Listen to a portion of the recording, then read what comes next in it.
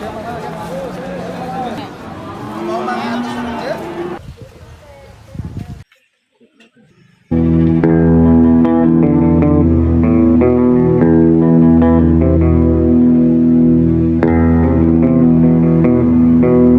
wabah antraks ini seolah tak pernah absen mengancam warga di Kabupaten Gunung Kidul, daerah istimewa Yang Anda dapat update penanganan dari para korban, ada 85 namun satu diantaranya meninggal dunia. Yang dilakukan di Pemkab Gunung Kidul menyatakan bahwa satu orang memang benar meninggal positif.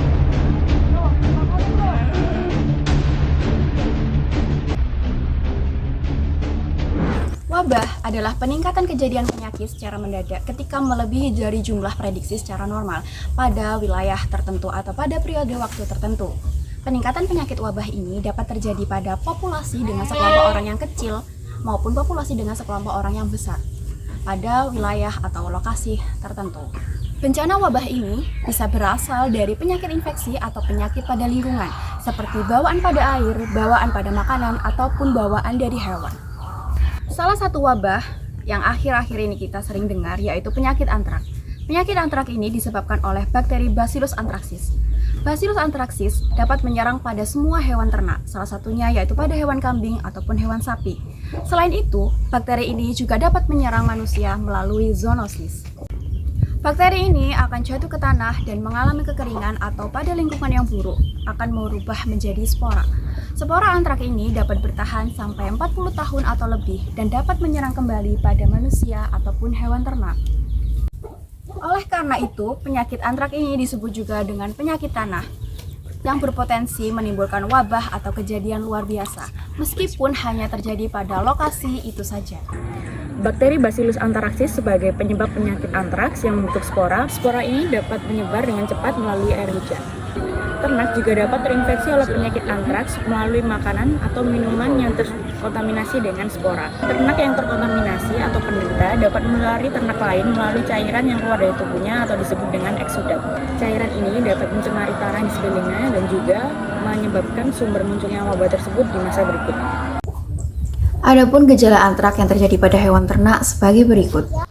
Hewan ternak yang terserang penyakit antrak memiliki gejala seperti demam, kemudian terdapat luka pada lidah, hewan tampak gelisah, sesak nafas, serta bengkak pada daerah leher, dada, sisi perut, pinggang, kelamin luar, dan dari lubang tubuh keluar cairan encer berwarna merah kehitaman.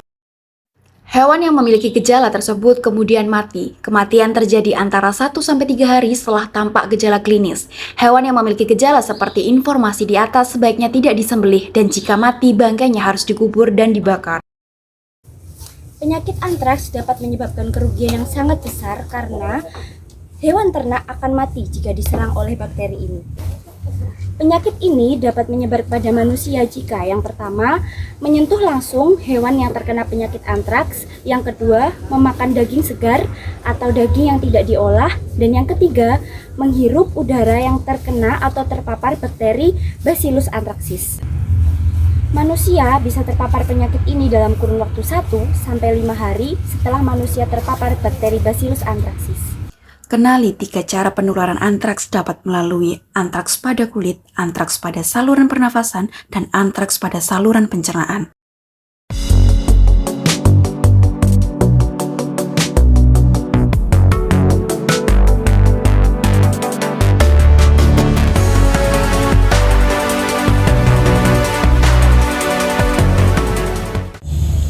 Pencegahan antraks dapat dilakukan dengan vaksinasi. Vaksinasi dilakukan pada daerah yang tidak terdapat antraks. Daerah yang tidak terdapat antraks harus dilakukan surveillance dan juga pembatasan ternak keluar dari daerah tersebut untuk pencegahannya. Ternak yang terjangkit antraks harus dilakukan isolasi. Isolasi harus dilakukan pada kandang yang terjangkit antraks. Jadi hewan yang tidak terjangkit antraks harus diisolasi ke tempat lainnya. Sedangkan hewan yang terjangkit antraks tidak boleh dikonsumsi, dipotong ataupun dikonsumsi. Jadi untuk pencegahannya harus dimusnahkan dan juga dikubur di kedalaman 2 meter.